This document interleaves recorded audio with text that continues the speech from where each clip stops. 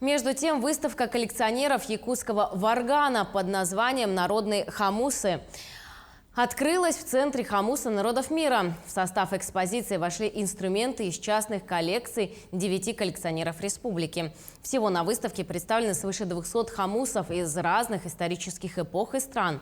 Посетители смогут увидеть среди экспонатов работы именитых мастеров Якутии. Помимо того, представлены старинные хомусы 18 и 19 веков из Европы. Выставка работает до 29 декабря.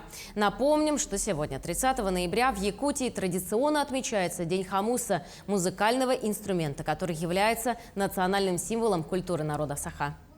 Самое интересное, я считаю, два хомуса Колодезникова Ивана Кононовича, мастера очень известного из села Хампа Вилюйского Улуса. Потом у меня есть несколько хомусов мастера-изготовителя из Намского Улуса, Готовцева Иннокентия Никитича. Есть двухязычковый хомус Христофорова Ивана Ильича из Хангаласского Улуса. Так, самый старый, что ли, хомус здесь представлен Бурцева Николая Петровича из села Сотинцы у Салданского Улуса.